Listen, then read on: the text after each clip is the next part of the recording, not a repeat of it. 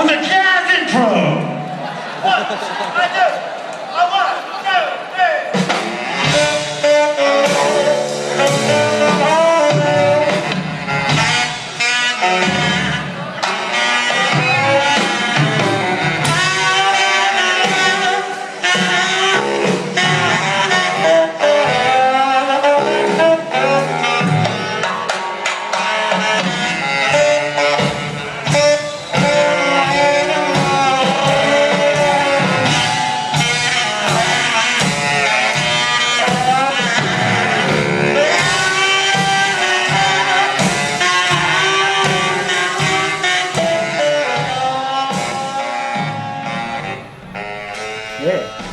Hello and welcome to another episode of the Minor Compositions podcast. Today I'm joined here by John Preston and Rhiannon Firth. Thanks for coming along.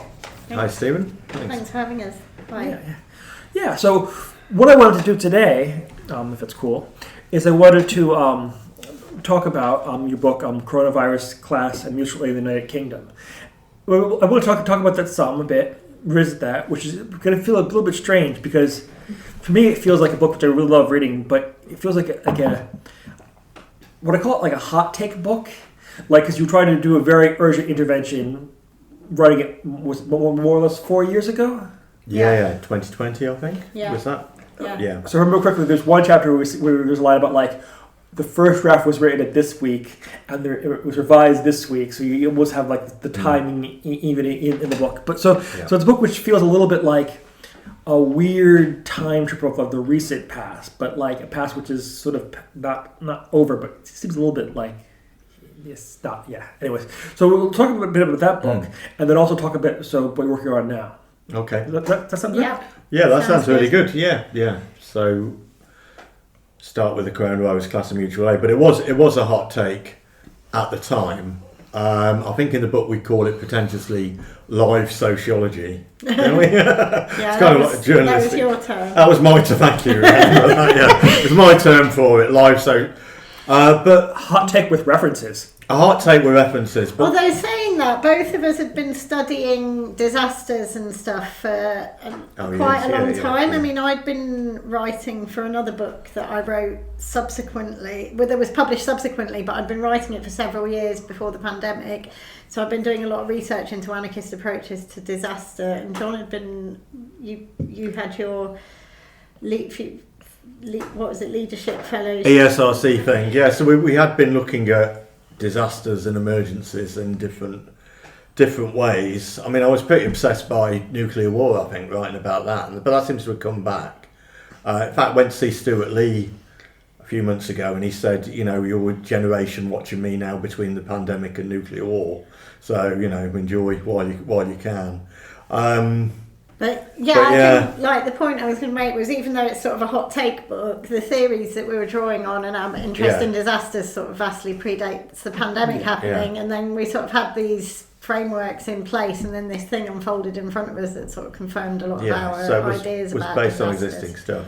But I think at the time there was a bit of a backlash about people writing on the pandemic because we were both on on Twitter at the time. People said, it's too soon to write about it, people are dying, and I found that really strange as an area for sociological inquiry, why you wouldn't want to write about a pandemic that's going on at the moment. Actually, the COVID literature is pretty thin when you think about it. Not a lot of people have written about COVID extensively. It's almost like it didn't happen that much. I don't think there's anything wrong about writing about current issues. It's a bit like sociologists who coined the sociological imagination. Is it Lewis? No.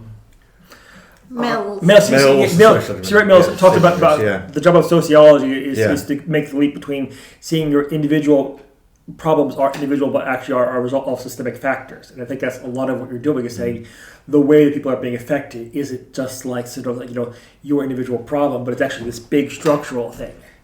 And maybe that's where I wanted to start with. And I think one of the most interesting things I was struck by reading the book, and perhaps because I don't read a lot of disaster studies stuff, is the idea that this idea of the sort of universal position from which disaster preparedness gets written basically is crap, right? It basically leaves out all the dynamics of class, gender, economics, inequality. All these things get left out of that. And I'm struck by that because I wonder how does disaster preparation get backed into this position where we somehow assume that a bunch of like middle class policy dudes have magical knowledge of what affects everyone equally, or is it how does that work?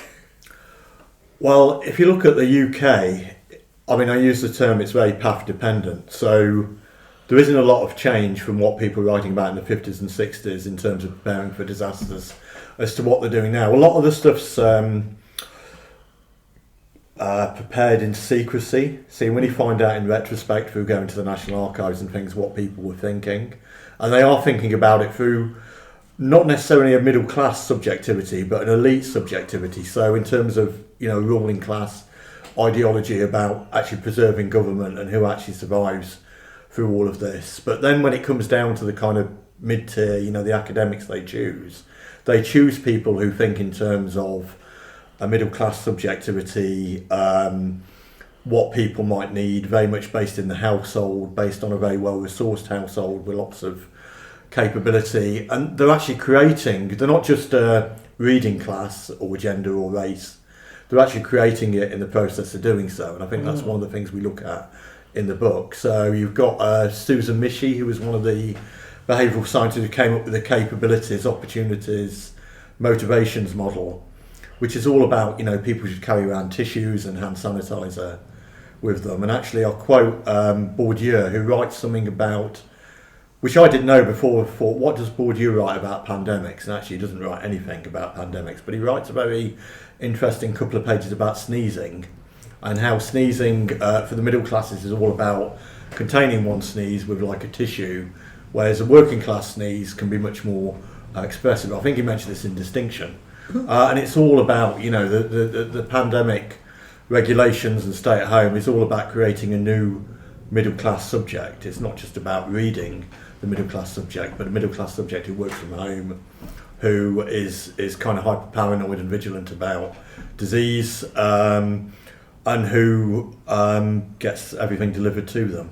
So that's kind of my reading of it. So where does it come from? Well, kind of a history of British UK preparedness, which is very much about concentrating on the household and elites, and creating a new class subjectivity through the regulations. Yeah, there's also this history of kind of disaster risk reduction or disaster management that I look at more in my subsequent book, but I think I talk about a bit here, and that's based in this kind of cybernetic paradigm that was developed during World War II to sort of predict the behaviour of enemy aircraft. Can't remember exactly what I said about it.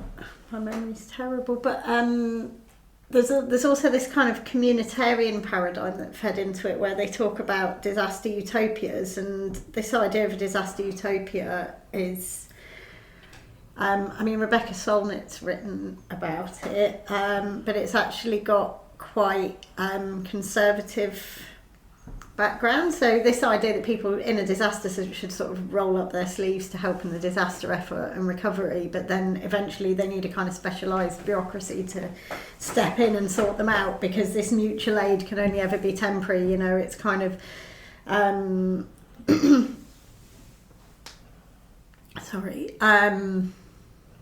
and that's kind of the basis as well of like disaster capitalism that Naomi Klein writes about. The capital has to come in and kind of help and develop, and it just captures people's creativity and labour. But the sort of initial recovery effort always has to be people on the ground and people affected, because they're the people. So it's this social capital paradigm in disaster as well, which is very much making networks a form of capital.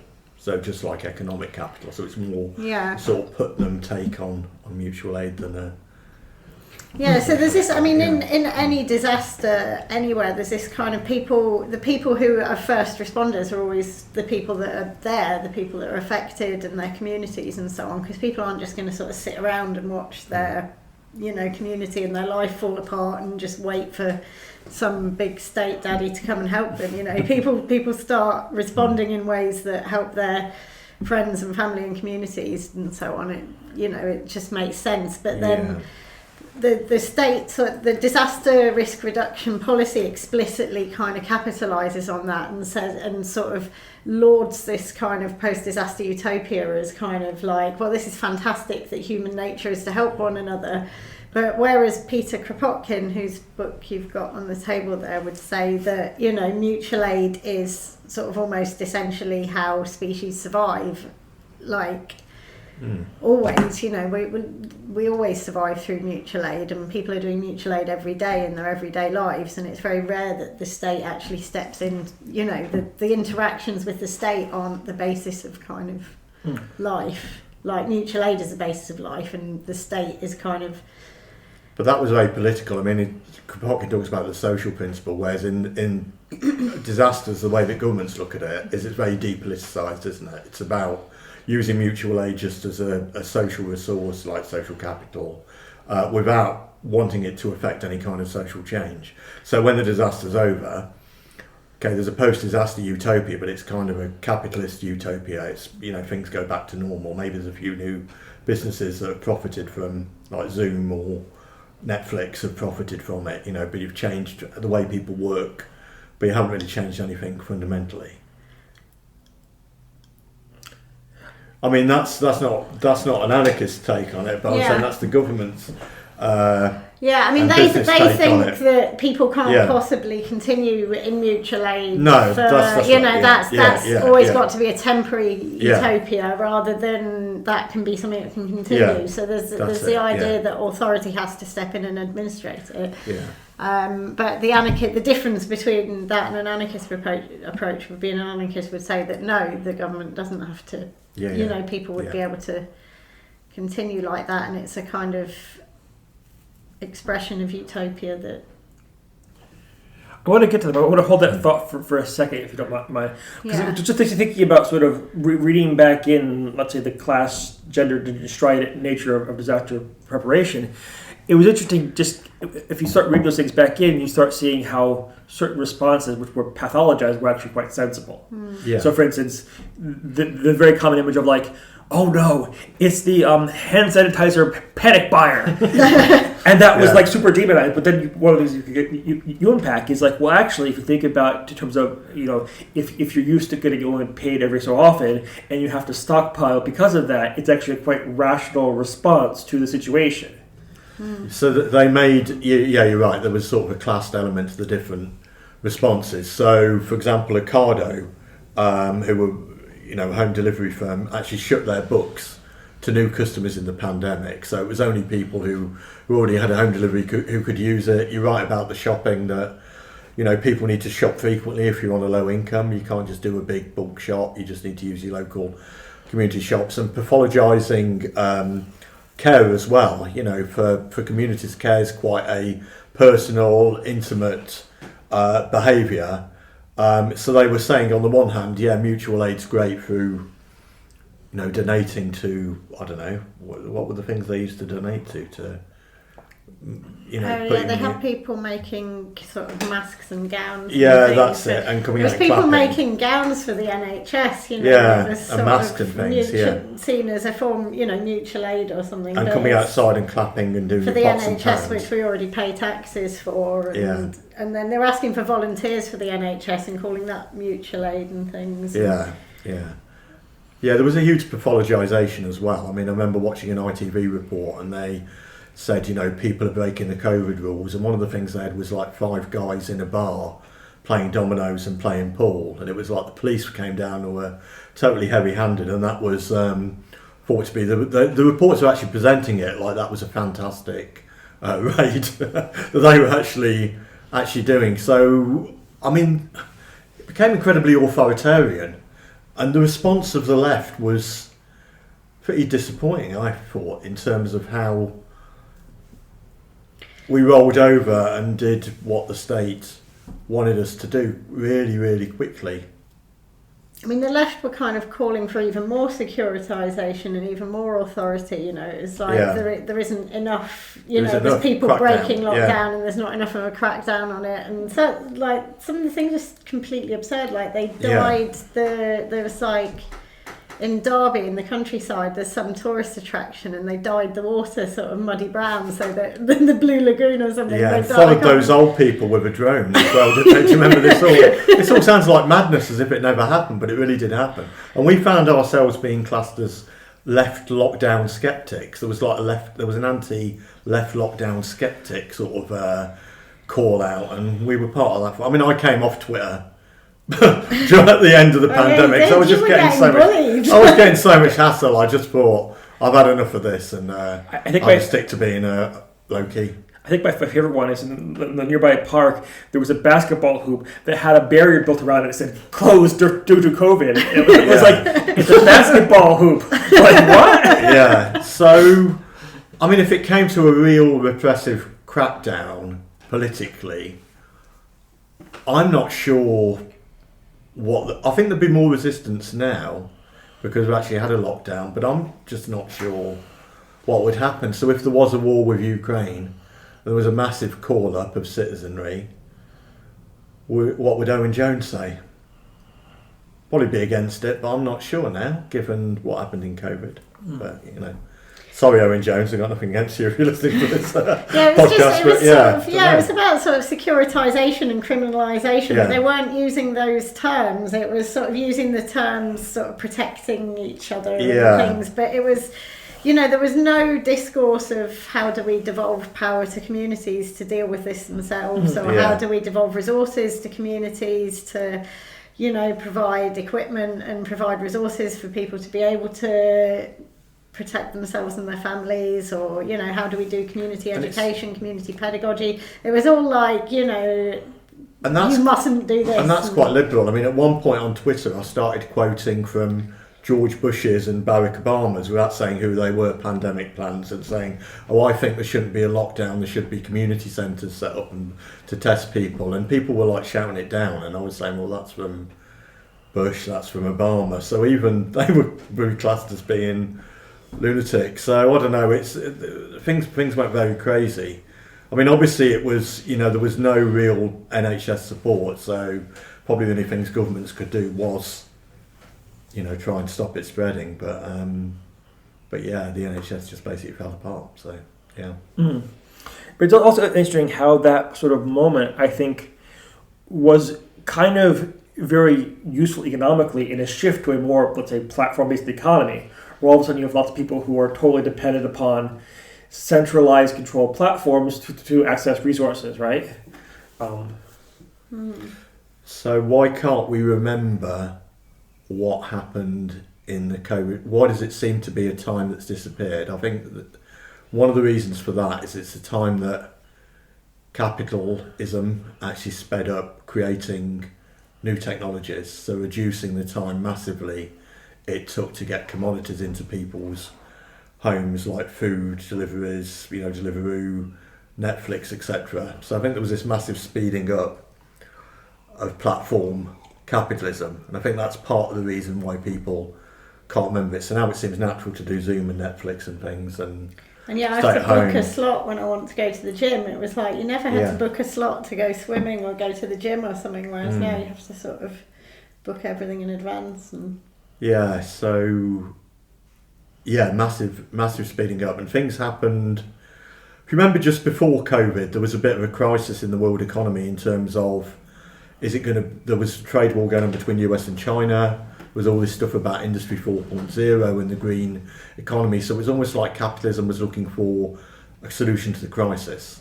And then a crisis came which gave it a solution, which was that people were just going to be, some people were going to be able to stay at home, work from home. We were going to be able to sell off all those capital assets you had in buildings, etc., and just outsource everything. So I see it as a speeding up, and that's one of my theories about why people can't. Apart from it was incredibly traumatizing and tragic, that's another theory I've got of why people can't remember it was a speeding up of what was already in play. Yeah, so you have an economic shift along to go with the social shift at the same time. And then you have, so on one hand you have, let's say, I'll call it the more conspiratorial narratives around responding to COVID, and then you have what I think is a much better response, which which is more the sort of community involvement, grassroots, mutual aid response, and how these things go in different directions. What do you think of that, conspiracy and community? Because Erica has written that book on anarchism. Yeah, I saw her last week, actually. Yeah. What's the question? Well, Stephen's saying that conspiracy and community went in different directions. There's a conspiracy theory part of it about, it was an engineered virus, or it was Bill Gates had thought of this virus, and it was who else? Anthony Fauci, all these different individuals in the conspiracy, which then has a really horrible. So if that's the more conspiratorial, a less conspiratorial take would be there was a crisis which capital took advantage of. Even if it didn't plan it, just happened, and then it just used it to its advantage. And then you have, I'd say, other approaches would say, actually, let's approach this a different way, which is how can we approach this from a sort of bottom-up sort of community mutual aid approach, rather than buying into either of these two approaches. Yeah, I mean, it's interesting. I mean, I think that tension is often present in a lot of social movements, and that is what Erica's really good at writing about. Erica Lagalis wrote Occult Features of Anarchism, and it's really interesting looking at how there's always been this kind of conspiratorial element within social movements and things, but then also there's, there are sort of the people who see themselves as the kind of virtuous people that understand the structural things often, have their own beliefs and assumptions and things like that. But then also there was what we found when we were trying to write about sort of what is, as you said before, like usually seen as the basis of sociology, which is identifying structural factors that are oppressing people and looking at, more decentralised, grassroots, community-based alternatives to those. We were sort of labelled as conspiracy theorists and sort of... Yeah, I mean, when I was writing about the SPI-B stuff, so the behavioural science stuff on Twitter, a lot of the people who kind of picked up on that were people also who would probably be classed as being on the conspiratorial arm of things, like Laura Dodsworth, who wrote that book about the pandemic, which actually became a bit of a bestseller on the behavioural science side of it. And I think there are elements of what she was saying. I mean, I wouldn't wholeheartedly say what we were saying about nudging people and treating people just as isolated individuals, which were sociologically very, very good points. So she wrote about politics of fear or something. Politics of fear, I think that's the book. I can't remember what the name of the book was, but that was her thing about how the government was sort of mobilising fear to kind of control people. But she was writing it from a very different viewpoint, more of a kind of verging on the right wing kind of, anti-lockdown person. But she did have some good points. Government was using securitisation, criminalisation, moralisation, and so on to... one way you could take something which could call it a conspiracy in a less, let's say, a better framework, which is say, well, conspiracy really means breathing together. And you could say what we're talking about here is, again, these class backgrounds. So these people who know each other through various schools, through the backgrounds, through various trainings. Their approaches reflect that shared class background. Like, that doesn't sound like a conspiracy. It's just sort of like, no, where you come from reflects what you do. Yeah, I mean, conspiracy theories sometimes are folk theories, aren't they? They're like grassroots theories, but they also have, some of the antecedents of conspiracy theories are truly, truly terrible. So we're not conspiracy theorists and, disavow that sort of stuff. But, I mean, it's interesting, even like Agamben became like a sort of enemy of the left quite early on. I mean, we saw the state of exception really, really quickly. And as I say in the book, the state of exception is also an experimental time for government. So this was a time for government to experiment with this kind of lockdown and learn lessons for the future lockdowns or civil disturbances, etc. But yeah, it's funny how things got realigned during that time. But what I was trying to there is get into a bit of discussion around sort of about mutual aid efforts. And one thing I'm particularly interested by is how forms of mutual aid efforts and community responses that emerge oftentimes just don't come out of nowhere, but come out of previous moments of struggle, which then they get rearticulated. So I'm thinking here of the ways, for instance, that Occupy Sandy didn't emerge out of nothing, but came from the very networks that went into Occupy, which then sort of transformed as they sort of, went, to fill a different function, right? Or you could say that if you look at sort of the rise of the anti-globalization movement, kind of comes out of like the free rave scene of the 90s, right? So you have basically a party scene which then becomes a political movement. So you have different sort of networks which then sort of then come into these sort of functions which weren't there originally. Yeah, I mean, in this book, I actually interview a lot of people that were sort of anarchists that were involved in the mutual aid effort in London around COVID. That's not the coronavirus class book, that's my disaster anarchy book that was published afterwards, but I'd been writing it before, and then I ended up interviewing a lot of people that were involved with the mutual aid effort in London. And I spoke specifically to anarchist people, but all of them pretty much were disillusioned with the mutual aid movement. Like, they joined it because it was using the language of mutual aid, and they saw that as anarchist terminology, and they saw it as their movement.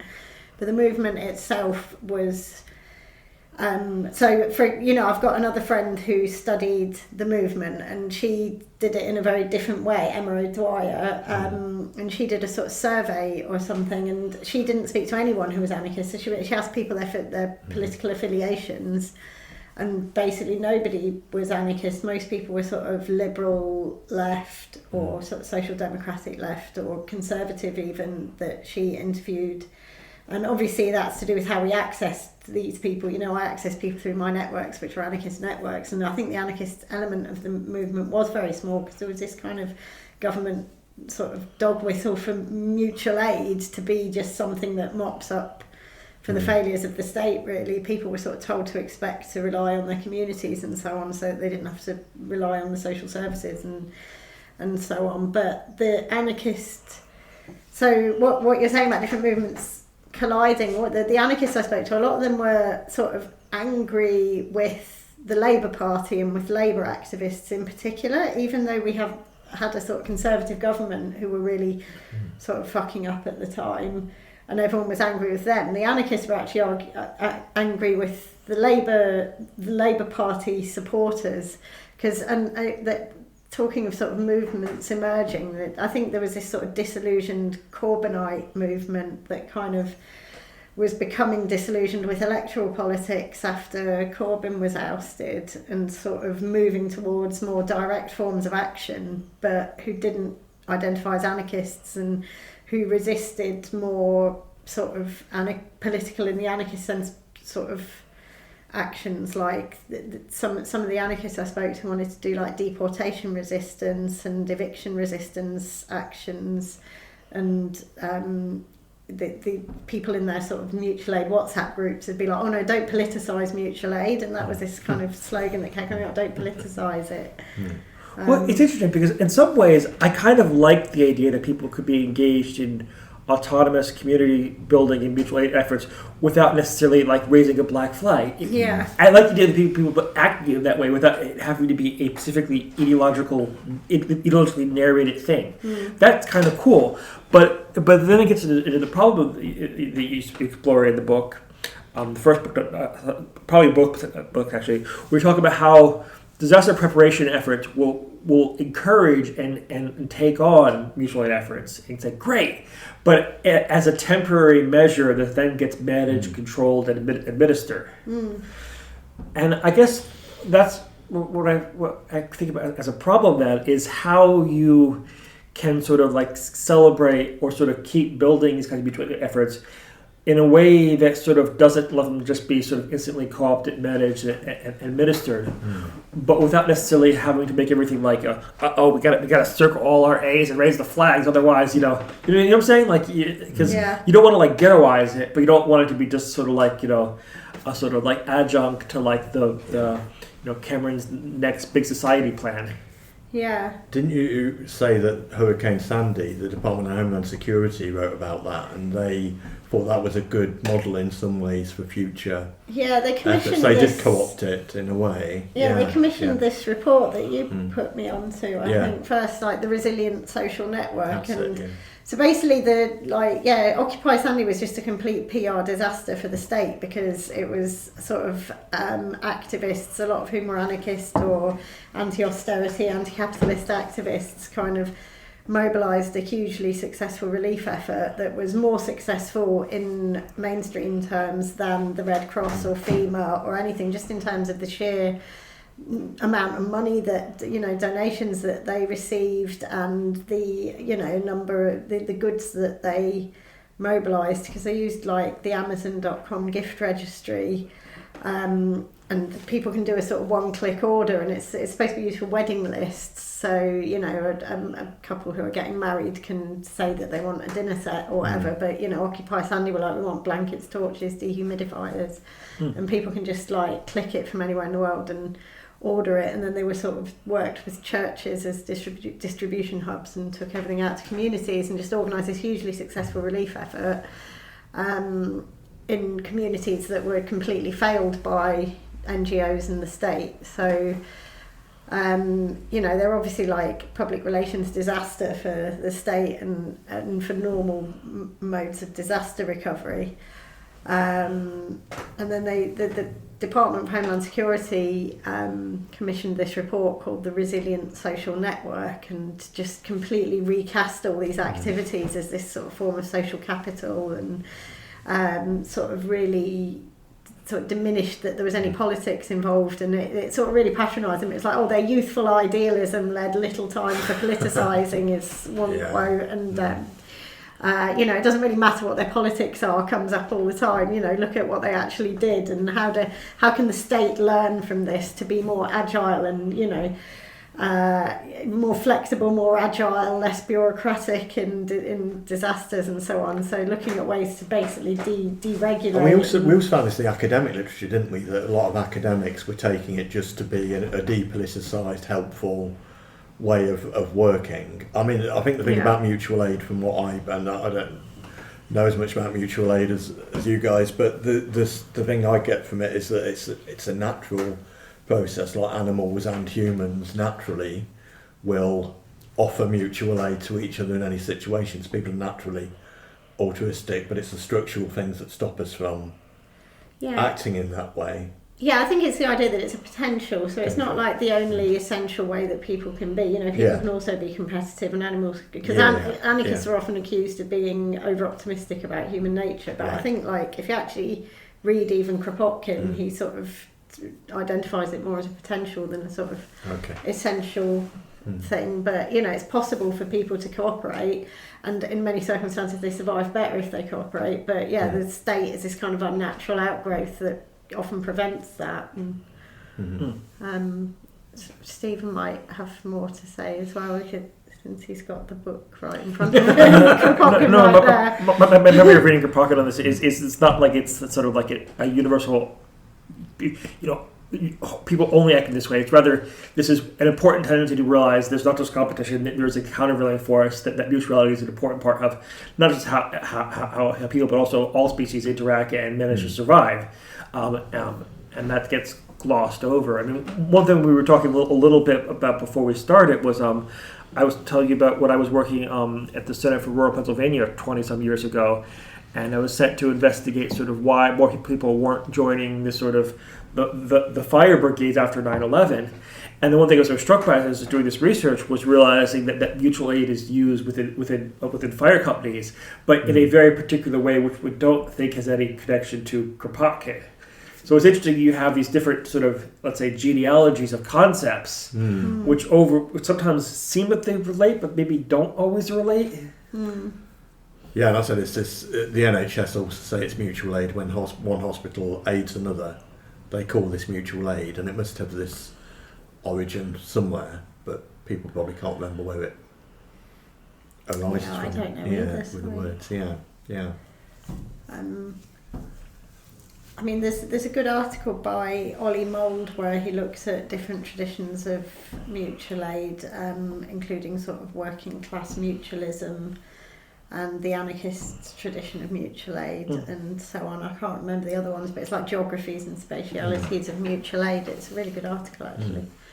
One of the things I'm curious about is the ways that mutual aid efforts tend to get treated by disaster preparation planning. If I understand correctly, is the assumption tends to be sort of like, okay, we're going to have this outgrowth, this outburst of effort in the short term, and then they're going to fall away. Now, part of the reason why they perhaps fall away is because after they get administered and bureaucratized, people don't want to sort of... Exactly. So that makes me wonder, almost the flip side of it would be, okay, what if you wanted to take those efforts and make them sustainable in a way that wasn't just being bureaucratized? How would you approach that differently? I mean, I think one thing is people need money. I mean, if you look at the mutual aid effort during COVID, a lot of the people doing it were on furlough, and then the furlough ended, and, it sounds a bit, I mean, is it sort of capital...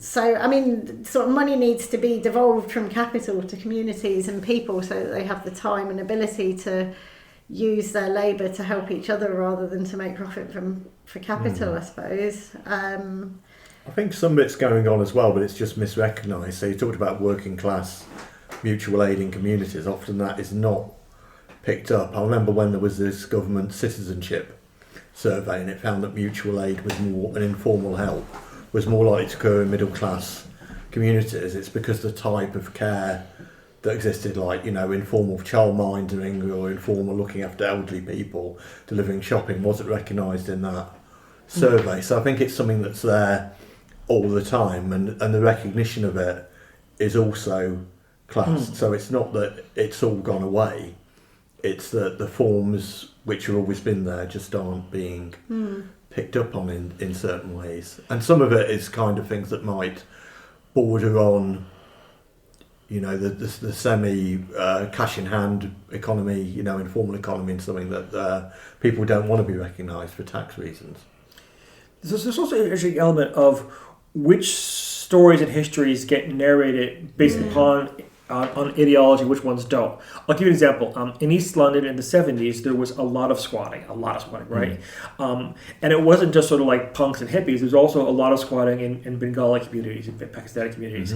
Now, if you start to read academic literature and writings about squatting in the 70s in London, you'll find a good bit of stuff about punk squatting. You'll find far less about squatting in the Bengali community. Because in a certain way, for the punk kids who were squatting, it became part of their ideological political platform to say, no, we're doing this because of these reasons. It's because of gentrification, because of capital, it's all these things, right?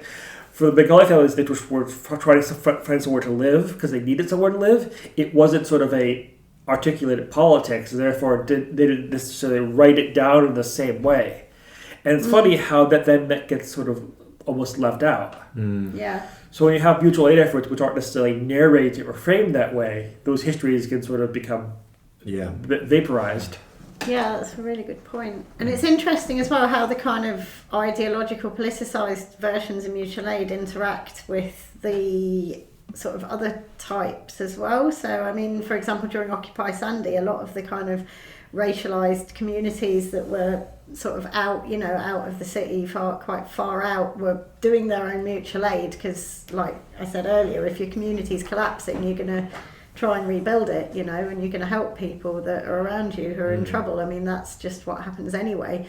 But then Occupy Sandy was this, quite mobile movement of politicised people who ended up interacting with these other movements, and it happens a lot in anarchist movements. I mean, I'm involved in anarchist groups, and these discussions keep happening. It's like, how do you involve with these groups, especially if there's a specific way you can help them? You wouldn't want to not offer that help, but then you don't want to sort of colonise them in a sense with anarchist ideals, or why don't you want to colonise them with anarchist ideals if I don't mean colonise, because that's got such a bad rep. Yeah. But I mean, that's a discourse that's often used in movements. That's what people are wary of. Politicise rather than colonise. I mean, it's about raising people's political awareness, I suppose. You could see it that way rather than...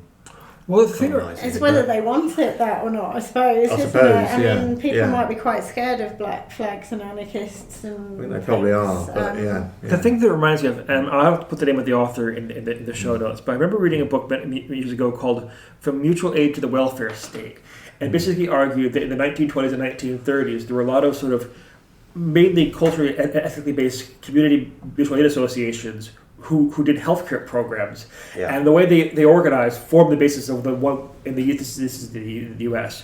What then became sort of like state programs of healthcare.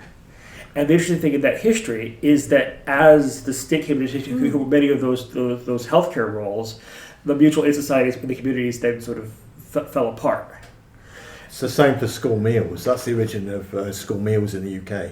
It was mutual aid societies before the government took it on. The government took it on because they thought that people wouldn't be fit enough to fight wars. So they wanted to provide meals for schools. But there was a lot of mutual aid societies doing that, and that then formed part of the major welfare state. So I think it happens all the time, that mutual aid. And I suppose there's a bit of a danger that people like the Institute of Economic Affairs would say, well, you don't really need the welfare state because you could go back to all these mutual aid societies and charities doing all of this stuff. But they did have a key role, and they did it for political reasons. They're often socialist societies doing this sort of stuff.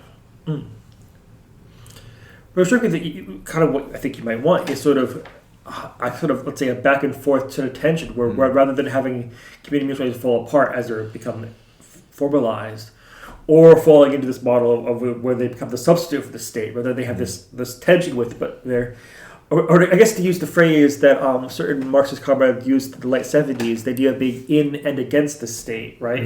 That you're both part of but not part of the same thing. Yeah, I mean, I think every disaster I've looked at as well, where I've spoken to people, and this is now involved interviewing people with Occupy Sandy, people in the COVID mutual aid movement, and most recently I've been speaking to people that are organising around food security in London. So there's a lot of people, I mean, that's the big crisis at the moment, if people just don't have enough to eat, with the sort of rising cost of living and inflation and everything. And there's this absolutely huge movement that's arisen about that, of just all sorts of diverse groups just giving out food that would otherwise go to waste and things. And there's the main tension that happens in movements is this NGOisation thing, where people start fulfilling a need and then somehow the state's like, oh shit, we need to do something here. So it starts offering people that are already doing this thing money with conditions involved to continue what they're doing, because otherwise people get to the stage where they can't afford their own livelihoods and have to sort of drop out from it or whatever. So a lot of the food groups I spoke to arose during COVID because people were on furlough and things like that, and they ended up feeding like huge numbers of people. And then it's like, well, if we stop meeting this need, these people who are now quite reliant on us are not going to have, their food to collect each week or whatever. So there were government schemes they could apply to then sort of formalise what they were doing and get a job and become a charity. They had to become a charity in order to apply for this funding, but then they become something different in doing that, if you see what I mean. And then there's often splits in the movement of people are like, well, that's not what we want to do. We want to do something radical, something grassroots. We don't want to meet these conditions. I mean, I've heard that term, in and against the state. I went to the LSE for a talk, and people using the same term, in and against capital, working for a university. It could work, it might not, but I think the difference with things like mutual aid and cooperatives, if you're in it, then your labour's being used for the purposes of whatever it is. So it's being, it's abstract labour, it's being turned into capital, and that then is the beast that confronts you. But I think that the difference with mutual aid and cooperatives is you're creating something which is an alternative structure. So that's very different from being.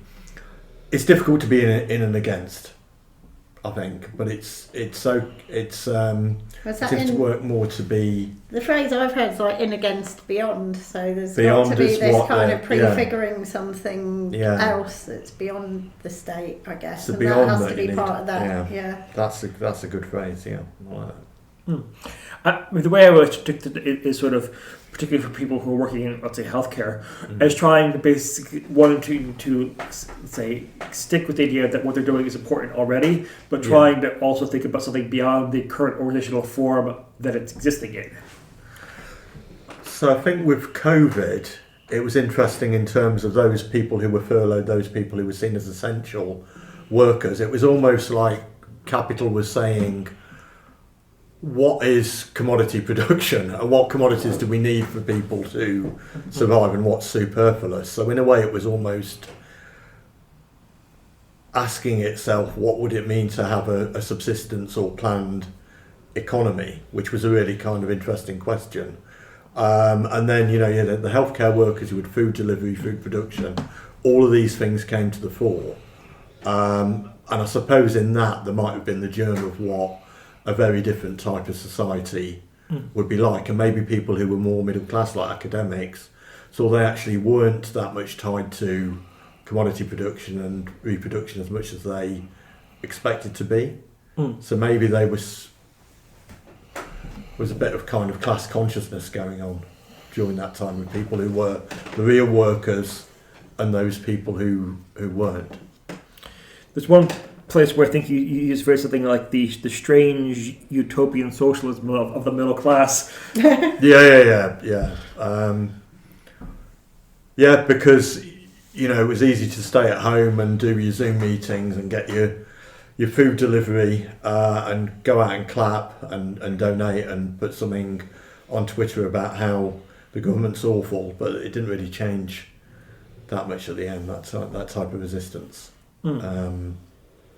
And if you confine to your home, there's no real possibility of resistance. I mean, the electronic sort of side of it, and even, quite liberals like Robert Putnam would say that in terms of social capital, online is useless, really. Doesn't really do and achieve that much unless it does something else. It's quite an easy distraction.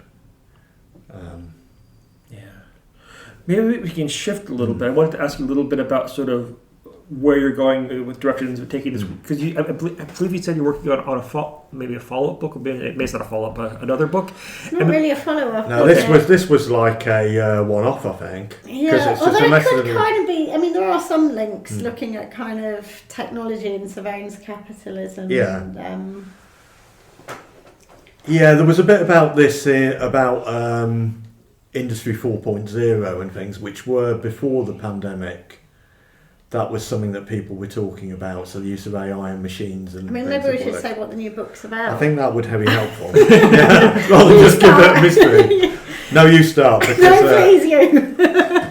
Well, we noticed that cybernetic discourses were coming back in a big way in terms of both political theory and in terms of commerce and business and production and manufacturing. And as a general orientation for how society might be organised in the future. So people like tech billionaires are very keen on machine learning, artificial intelligence, all these sorts of stuff. And I suppose it started off as we read Thomas Swan's book. I mean, it started off because we were funded by a project. We're funded by a project.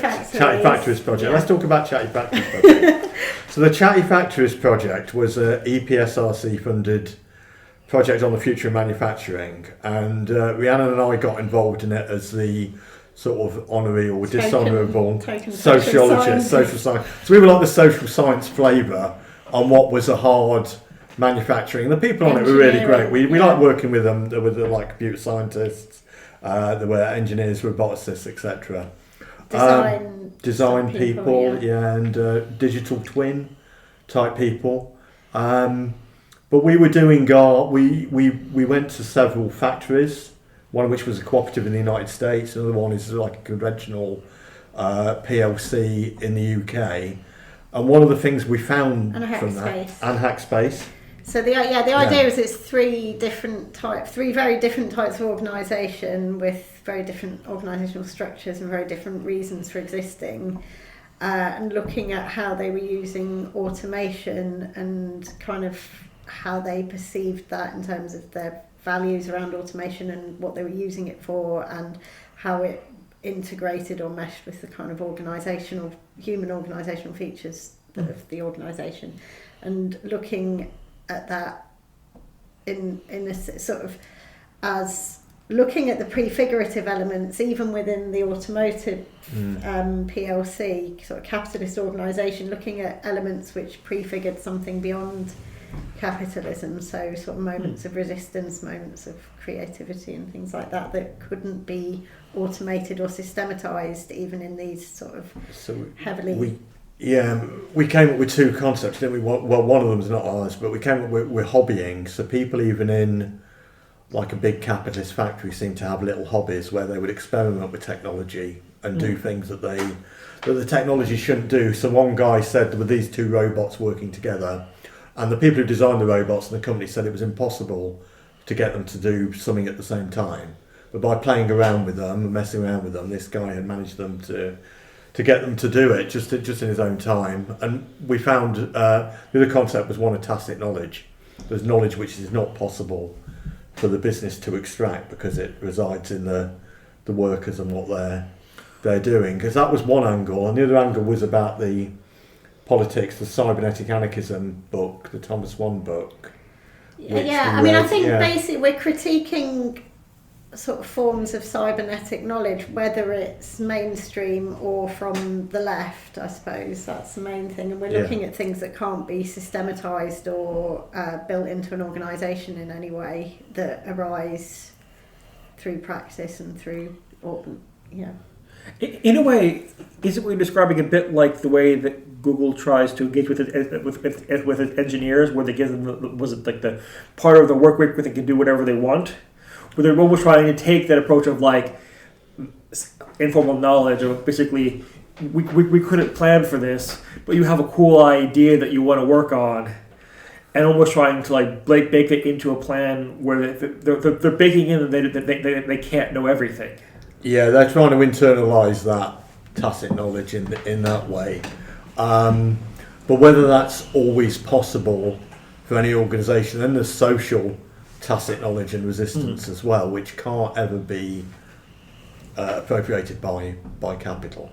So that will always happen as long as there's human consciousness and agency. So I suppose it fits with this in that what we're interested in is we're interested in sort of things that can't be appropriated by capital, I guess. And also, what are the conditions necessary for the continual existence and support of those knowledges and practices? Yeah, exactly, yeah. And that might not be a cybernetic social organisation. It might be a different type of social organisation, a much more grassroots and democratic type without a systematised structure. Have you ever come across the book Bolo Bolo by PM? PM, I love that. That's one of my absolute favourites. One of the things interesting about it, and this connects directly to disaster preparation, is that Hans PM, originally wrote it in response to the Swiss government writing their plan for what to do after a nuclear war. Oh, really? Okay. So his approach of Bolos is what would be a community-run autonomous approach to community organization post an apocalypse. So it's not written. I really need to read this book. Yeah, and he's got. I mean, the idea is that there's these sort of voluntary communities, and then there's a person who's like Ibu is the person, the Ibu, I can't remember. He's got a whole language for it, and then they've got a sort of casket that they can have their belongings in, so they can own whatever they can fit in their little casket thing that they can then take wherever they want, and all communities are only voluntary. And they're sort of autonomous communities, but some of those are Marxists, so they're run on Marxist principles. Right. Some of them are anarchists, some of them are like, fascist. But you can go and join a fascist bolo, but it has to be voluntary, and you can leave with your little container of stuff. And then you can have a suicide pill as well, so you can. I think that's it, isn't it? And there's. So it's called Bolo Bolo. Yeah. Okay. Stephen probably remembers it better than me. I just remember that there's some pretty bad bolos that you wouldn't want to join. But okay. I actually haven't read it in a few years, but yeah. But when was it written? Oh, geez, I want to say the early 80s, late 70s. Okay. Because there was Robert Nozick's book, who was a libertarian, The Anarchy State and Utopia. And he, in the conclusion, he says, well, there'll be not one utopia that suits everyone. What you'd have is these kind of liberal, he was very neoliberal, liberal utopias that you could move from one to the next. But he had it like, you'd have to buy your exit or buy your entrance to them. So it was all very marketised. But it's a bit of a different... The interesting thing is that PM is actually busy in Switzerland actually building bolos. Okay, really? Really? Okay. Yeah. Right. What? Now? Yeah. What do they look like? I haven't been there yet. I'll have to go visit. Okay, right. What, do people live on them? Yeah. How many? I don't think there's that many. Okay. But they Is exist. Switzerland appropriate because Swiss are a canton system, don't they? Where local authorities can make their own laws. I mean, Hayek loved Switzerland, didn't he? Because he saw it as being a kind of libertarian paradise. But I think is PM more an anarchist? I think so. Yes. Certainly more than Hayek. Yes. Well, yeah, it would be, but I don't know. But yeah. No, okay. Well, that's quite interesting. I definitely look forward to reading that when it comes out. I think that it's going to be super timely. Don't hold your breath. John! Sorry, yeah, it should be this year. I'm working on it. No, but I think that is timely in the sense that there has been a sort of much more revival interest in cybernetics and also the problems of, I'll call it like the inaugurating the reign of the tech bros running everything. So exactly, yeah, and that's also a consequence of the pandemic, isn't it? That they were able to shift things quite rapidly while we weren't looking. So yeah. Tech bros running everything. Exactly. Definitely. Yeah. Cool. Okay. Well, I mean, that's pretty much what the book is a critique of, isn't it? That sort of techno reasoning. Yeah. But I think it's important that you would just pair not just like a critique of the techno reasoning, but also saying, here are the prefigurative potentials in it, and how could this be taken elsewhere, rather than just saying, we know Jeff. We don't like this. Yeah. We know Jeff Bezos sucks. Yeah. Yeah. But how can you use the tools? I think Marx uses the phrase something like, is it Capital Volume 3? We talks about like socialism built upon the grounds of private property. I'm forgetting the exact reference, but yeah, it's something could be produced here, which could have a value outside of its use within capitalism. Yeah. Or maybe not. I mean, maybe we have to start again. Maybe these ways of reasoning don't really work. We don't know because we've never had, a truly working class collective or autonomous movement who've decided what sort of technology is going to be produced or what sort of organisational forms. I mean, we've had prefigurative elements of that, but we don't know if we'd want Google or stuff that, or Teslas. I guess what I'm saying is maybe the idea about platforms as an organizational tool could be useful outside of the context of platform just being a sort of ways to sort of like extract rent for capital. Yeah, possibly. I don't know. I think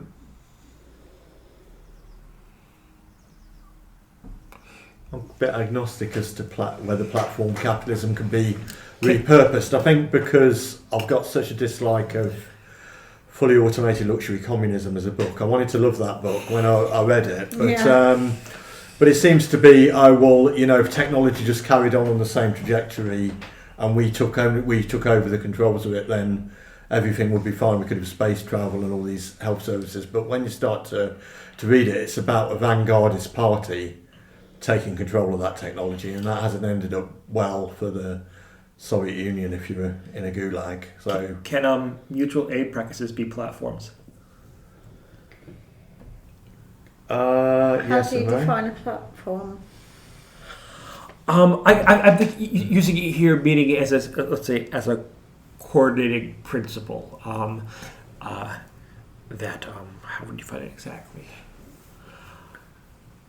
So people could decide, it's a bit of a cybernetics maybe, that people could, if you've got a platform that says, hey, there's this mutual aid platform and you can attach to it and give some of your labour for an hour, or give some money, or give some food. I mean, that would exist. It's like this Olio app where you can kind of give things away to your neighbours, and like that's sort of got very much got the language of mutual aid and community and things, but it's a very capitalist platform. I'm thinking here about if one of the problems of mutual aid efforts is they let's say, burn brightly and briefly. What would be a coordinating principle that allows them to be sustainable but without it being super resource intensive? Abolishing capitalism. Okay. It's a small... okay. Yeah. Note to self, capitalism, bye-bye.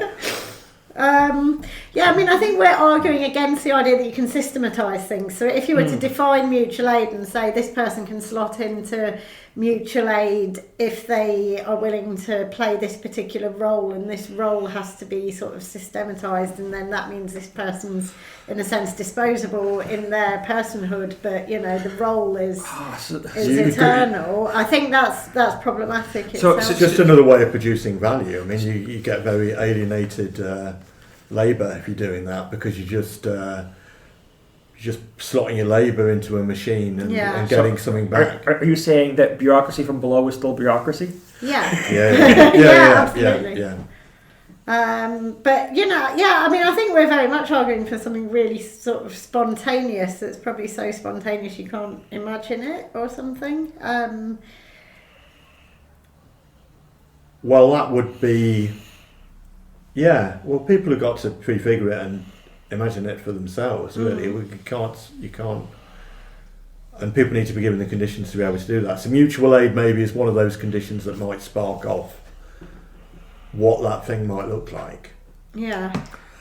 I remember talking with my friend Graciela from Argentina, and I was asking her. This was about the 2001 economic collapse in Argentina. Why it was that sort of seemingly out of nowhere you had community assemblies and recuperated factories, and like, how did that happen? And her response was interesting. Is, well, there was lots of annoying Trotskyists, and they banged on about these things for long enough that when things fell apart, we already were thinking about them. Okay. And I sort of like the idea that you could have things which almost are primed as ideas. So then when something happens, you go, oh, actually, we could do this. So it's not that things that originate out of nothing. It's almost like they're kind of like potentially there, and then in certain moments they emerge because of a precipitating factor. I mean, that's why I'm writing something at the moment about Positivism. So the Positists were taken to be a lunatic. Trotskyist fringe, because they believed in. They wanted. I don't even know what this is. Well, they wanted. They were. I can't remember. South American, Argentinian. Yes. Social movement, Positivism. So it was J. Positist, which was a pen name for this group or individuals within this group who believed that if a nuclear war happened, that they should be ready to start establishing the new socialist order. They also believed in UFOs because they thought that if the UFOs, they had to be communist because capitalist aliens couldn't get around to destroy themselves beforehand. But I mean, that's the ultimate about, you know, look, when things fall down, what's the potential? And I think that the positivists are not lunatics. I think they're just like Trotskyists who fought beyond the apocalypse and fought beyond the earth. But so I think those things are always there as potential, aren't they? So they're always potential was, you know, in political movements that people might come back to when they've got no other option. I mean, it's interesting though, because this idea of sort of repeating something until, you know, everyone just sort of sees it as possible or adopts it as a principle. Is it possible to do that without being vanguardist? Is it possible to have this kind of repetition and refrain of certain ideas without them being Trotskyist? Yeah. I think the question would be how you, let's say, disseminate or plant any without necessarily telling them as you being this sort of sacred holder of that truth. And that's one of the things we were talking about earlier about, for instance, versions of cybernetics where the sort of cybernetic expert becomes this almost like priestly caste where they constantly have to rely back upon their own knowledge. So it's almost like you need practices which don't rely upon an expert for them to continue. Yeah. Well, Ian Wright writes that Dark Marxism blog. He says, well, set up cooperatives, lots of people would want to work for them, and then set up kind of cooperative venture capital, and lots of people would want to come and do that. And he thinks that by that way, capitalism would just wither away, that people would see that the alternative of actually working in a workers' cooperative and doing things for yourself, that doesn't need a vanguardist party. It just needs people to say work is so horrible, I'm going to start working for myself in a workers' cooperative. So that's one way it could happen. That's probably more of a Marxist and anarchist way it might happen, but he sees that as a way that the state and capital would wither away. So potentially that's possible. It could be grassroots movements exist that do things much more effectively for people, much more equitably, and other people start following that. So cool. And it might be that we're at the twilight of an ecological collapse, so people might have no alternative other than to do these like edge economy type stuffs like mutual aid. Otherwise people just aren't going to survive. Cool. Well, on that thought, might be a good moment to sort of stay with potential and maybe move to wrapping up. Is there any sort of final things you want to add or things to plug? I want to thank you both for coming along. Oh yeah, I've got another book coming out. It's an edited collection with Heather Albero, Emra Atasoy, Conrad Scott and Nora Castle, which is called Utopian and Dystopian Representations of Pandemics and Ecological Breakdown.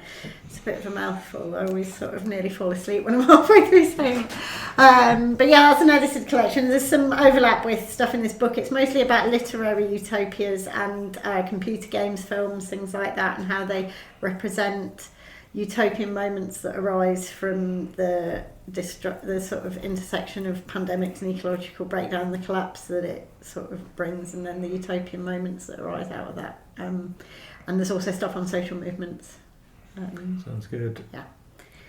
I'm writing something on government plans to reconstruct economies after a nuclear war in the UK and US, and that should be out in 2025 if I can find a publisher. So yeah, cool. So we're carrying on utopias, disasters, stuff, and then there's the cybernetics critique book that's coming out eventually, if publishing still exists by then. But yeah, we'll see. Yeah. Cool. Okay, well, thank you very much. Thanks, Stephen.